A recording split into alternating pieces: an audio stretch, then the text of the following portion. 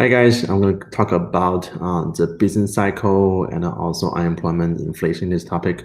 Okay, so it's a very long topic. Again, if you have time, if you can take a break in the middle, and that'll help you to understand the materials. All right. So first, business cycle. So by definition, is the short-term fluctuation experienced in the economy due to change in the economic activities. Now, the same with our economy and with any economy, you always have cycles. Just like the four seasons, we have spring, summer, fall, winter. For economy, there's increase, decrease, increase, decrease. And those fluctuation is very normal. So even though, even for the US economy or any other economy in the world, even though you might have long-term trend, so let's say for US, for the last 40, 50 years, the long-term trend for US has been increasing. But if you zoom in on the long-term trend, what you will see that the economy is actually going up and down, up and down, up and down. So even though the long trend is increasing, but you still have this short-term fluctuations within the economy. Okay, and this fluctuation is called a business cycle. And to measure the economic activities, we use something we learned before. It's called the real GDP.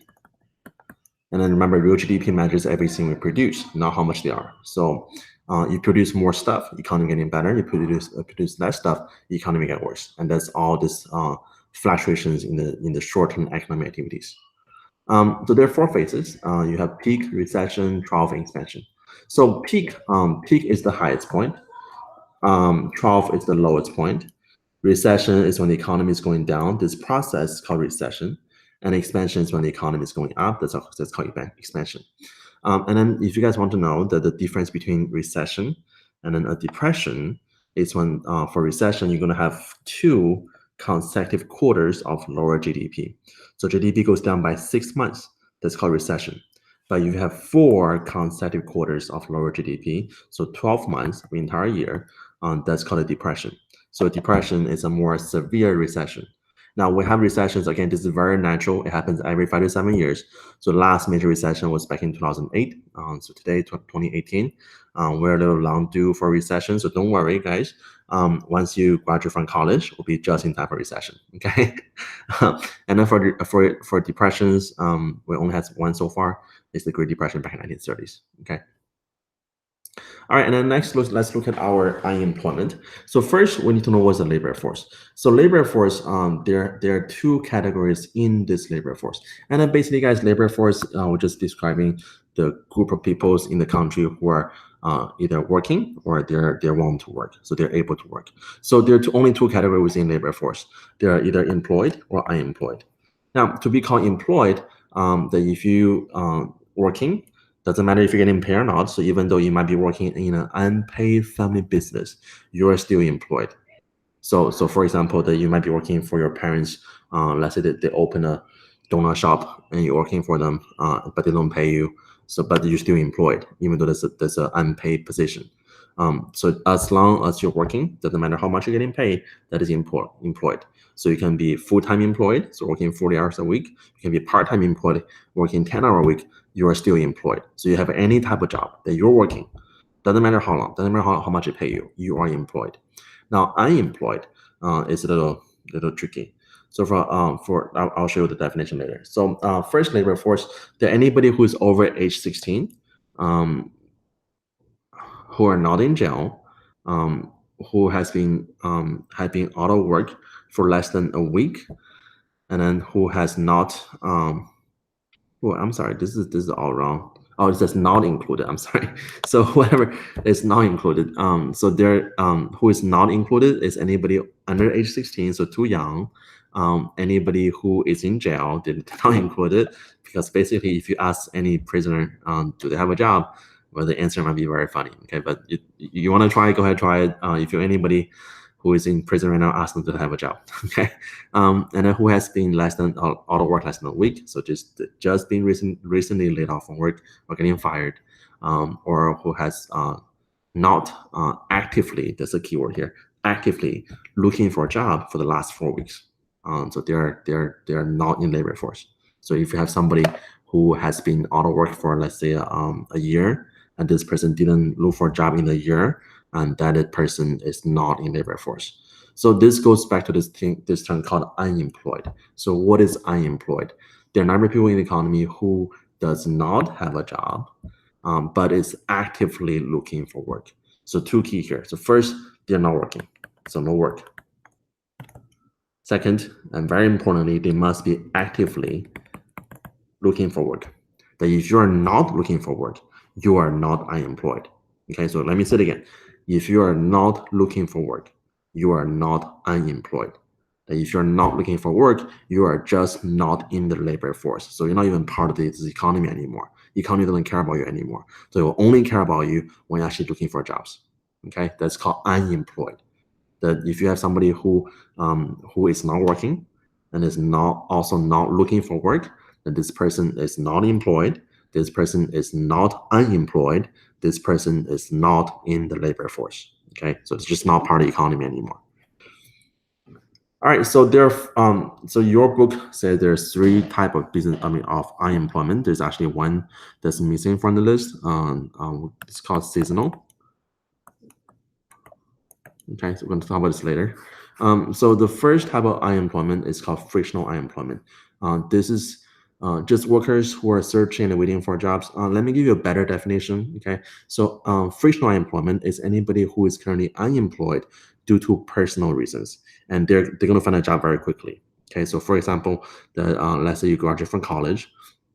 You have a girlfriend and she live in El Paso, so you want to go to El Paso with her, and then so when you move from where you are to El Paso, and once you just get to El Paso, you don't have a job stand, and then for that brief period, when you're unemployed due to relocation because of personal reasons, that's called frictional unemployment, or it might be. By the way, there is nothing in El Paso. Don't ever go to El Paso, okay? All right, or you might be working at your dream job, you love it so much, but your manager is an asshole, he pick on you all day long, and you might just want to quit, right? So you're gonna quit your job today, and you might find a job next week. So between now and next week, when you're unemployed because you're quitting due to your personal reasons, that's called frictional unemployment. Now, at any given time, there's always a girl in El Paso. There's always an asshole manager. So for our frictional unemployment, it's never zero. There's always somebody who is currently frictionally unemployed. And that's the reason why our unemployment rate is always positive. Okay. Next is called structural unemployment.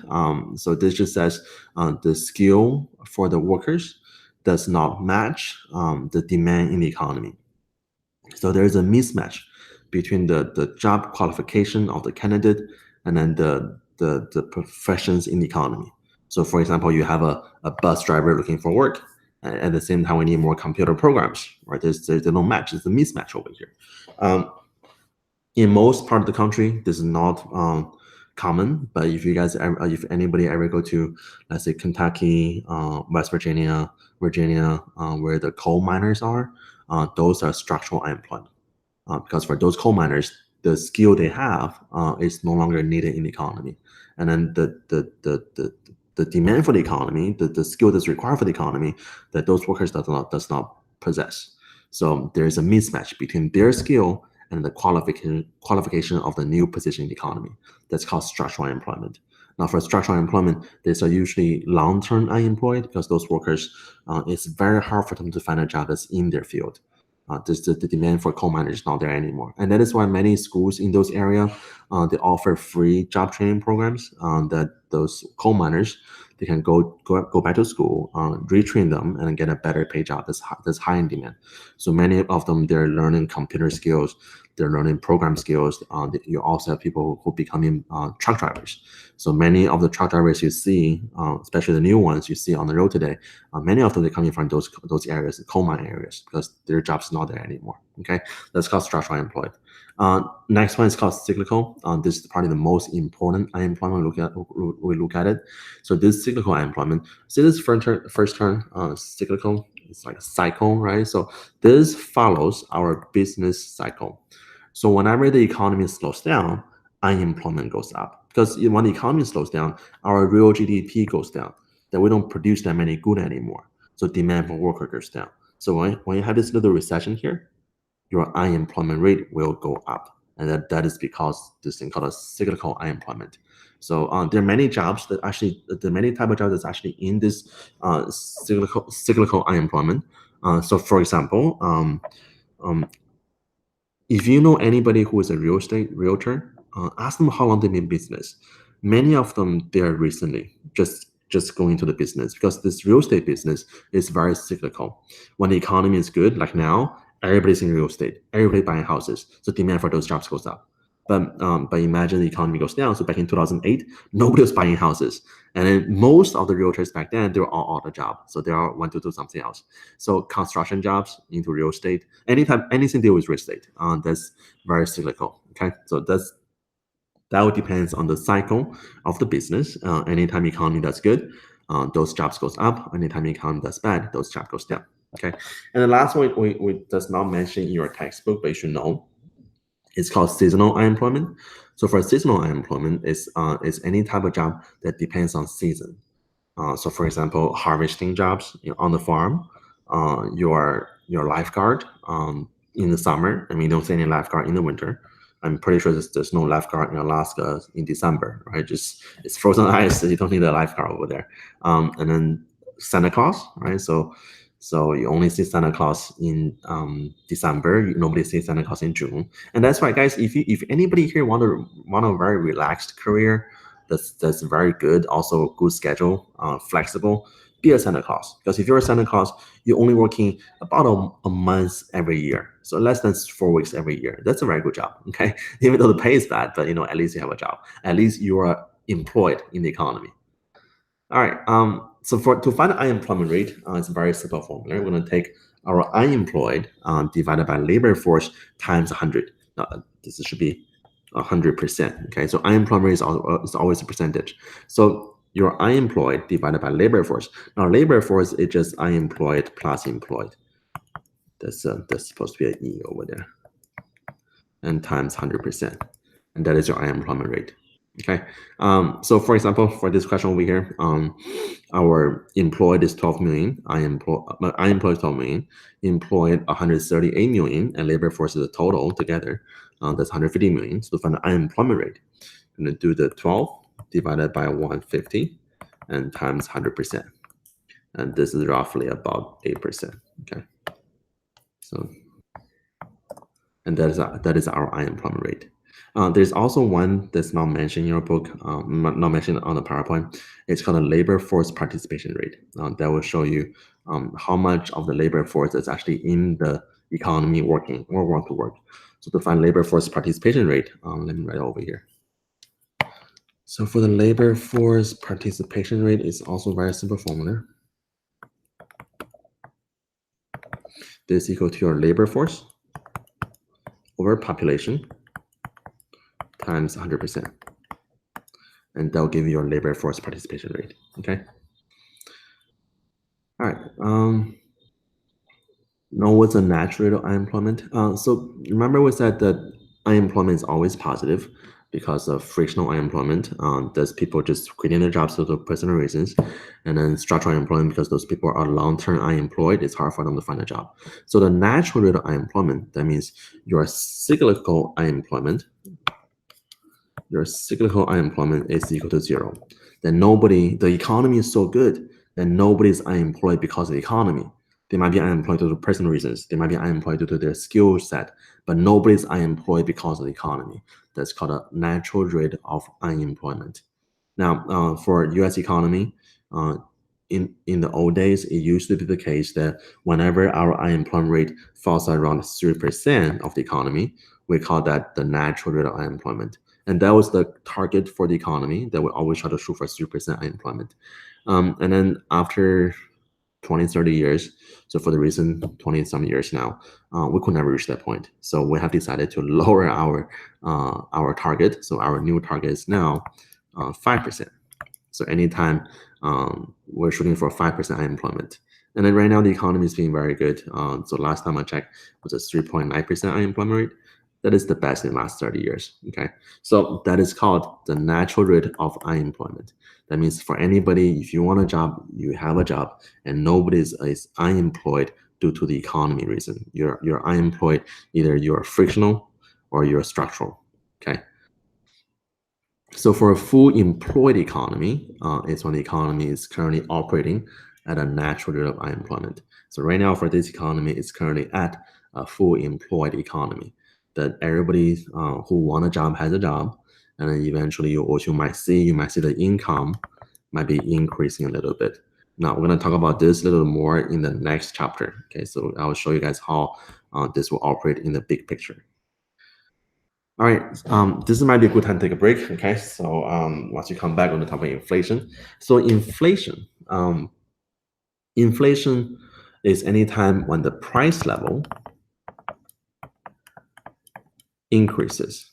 Now notice that's a price level, not individual price, because for inflation, this is for the entire economy. So for the entire economy, anytime that your average prices is increasing, that's called inflation. And anytime it decreases, that's called deflation. Now, inflation is bad, deflation is worse. Okay, so that doesn't mean deflation is good. Because if you have deflation, we're sending the wrong signal to the companies. That we're telling companies, as, hey, company, the reason why you see deflation of the, turn this off. The reason why you see deflation is because we don't want to buy your stuff. So don't produce anymore. And once that happens, then you have a downward spiral that's very hard to stop. The company lay people off, our consumption goes down, price goes down even more, and the company keep laying people off. So deflation is very dangerous. Okay, so inflation is bad, deflation is probably worse than inflation. So nobody is good. Okay. So inflation, again, definition is a general increase in the price of goods and service, and this would be the price of goods and service for all goods and service in the economy. All right, this is called the consumer price index.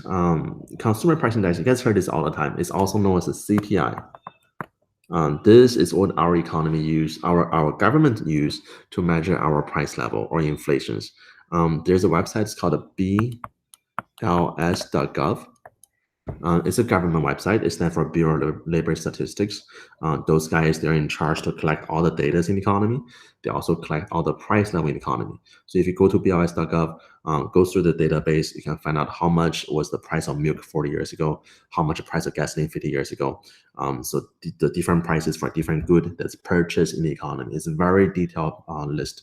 And then many of the economists do use that to study economic trend and economic behaviors. Okay, so CPI stands for Consumer Price Index. There's also one called PPI. So PPI stands for Producer Price Index. So Consumer Price Index measures everything purchased by the consumer. Producer Price Index measures everything purchased by the producers.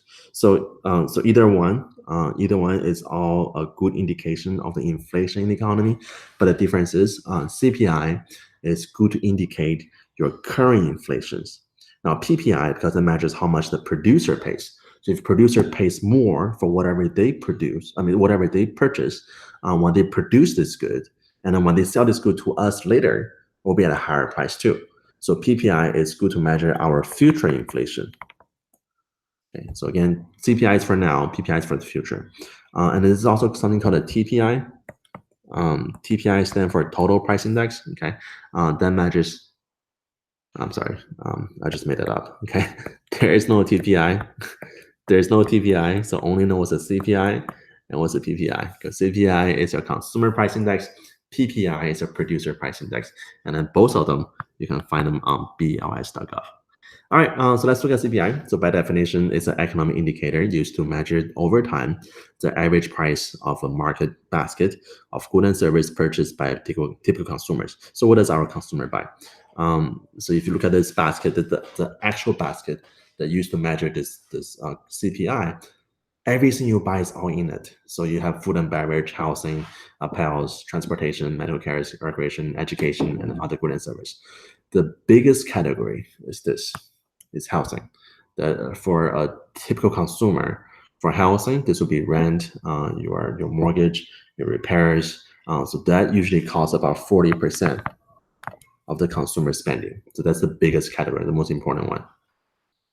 And then also for education, this one has been increasing tremendously in the last 20-some years. You guys, if you don't know yet, you're going to find out very quickly that tuition at a four-year university is very expensive. It wasn't that case before. When I was in college, it was way cheaper. I remember my first semester at University of Houston. This is about almost 20 years ago. My first semester there for 12 40 hour, I paid $1,500. It's way cheaper than what it is now. If for anybody who is going to University Houston today, if you take a 12 40 hour, that will cost you at least $4,500. Okay, so it's way more expensive. So education has been increasing way faster than any other categories over here.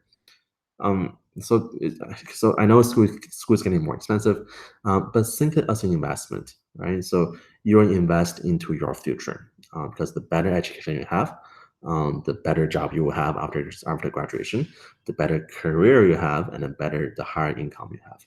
So it's an investment into your own future. Okay, all right. Let's find out how to calculate CPI. So there are 5 steps. So 4 steps. So first step is to define the basket. So know what's in the basket. So this is like when you guys go shop at the grocery store. You go to Walmart, HEB, Kroger. So you put all the stuff you need in the basket and you go check out. Right. So once you go check out and you see what's in the basket, you know how many items of each good you have in the basket. That is the first step. Now, second step is to find out the prices of everything in the basket. So just know how much they are. So whenever you run through the cashier, or not in the cashier, you do the scanner for the cashier, right? So the price will pop up. That's your second step. The third step for CPI is to calculate this basket value, the entire basket value. So how much you have in there, what is the total value for it? And last step for CPI, use your basket value for this time divided by basket value in base year times 100. Okay, so then, so this is actually no, this is the wrong formula. So CPI in year 1 should be basket value in year 1 divided by basket value in the base year, not year 1, times 100. And that's always the case. So for any time you're looking for that you want to have this multiple basket values, use the current year basket value divided by base year basket value and times 100. Now let's do example. Okay, let me show you how that actually works. Again, I'm going to use Excel. This is probably the easiest way to do it. I don't need that anymore. All right, so we're going to do apple and banana. And this is the actual apple, not the Apple iPhone. Okay, quantity. So we're gonna do, so every year we're gonna buy 10 apples and then 5 banana. And let's do the prices. So prices for 2015 and 2016. So let's say for let's do one more year, 2017. So 15 apple will be $1, 150, $2. And then for banana will be $2, $3, and $3.50. Okay. So first thing to find out is what is the basket value. So for basket value, we're just looking for how much it will cost you to buy this basket over here. So that the 10 apple and 5 banana, that's our basket. That's our fixed basket. So to find the basket value, you're going to take the price of each year times the quantity of the same quantity for every year. So for 2015, that will be $1 times 10 apples plus $2 times 5 apples. Now we're going to do the same thing for every year. So I'm going to do a little trick over here. I'm going to put a dollar sign in front of B, dollar sign in front of 2, and then dollar sign in front of C, dollar sign in front of 2. That will lock the cell. So this quantity will never change. That whatever I do after that will be the same quantity. Okay. So drag it down. There. And then if you click on it, so let's do 37.5. That's your 2017 basket value. So see how the numbers, they're coming from this 2 on top, the quantity never change, and the current prices.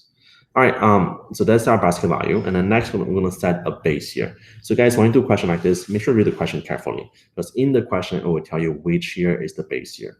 So let's suppose our base year will be 2016. Now, sometimes might be the first year, sometimes might be the middle year, and sometimes might be last year. So read the question carefully, okay? So we're going to find out what is our CPI. Now, for CPI for 2015, I'm going to use our current year basket value, which is 2015, divided by our base year, which is 2016, and times 100. Oh, did I do something wrong? Times 100. That's our 2015 CPI.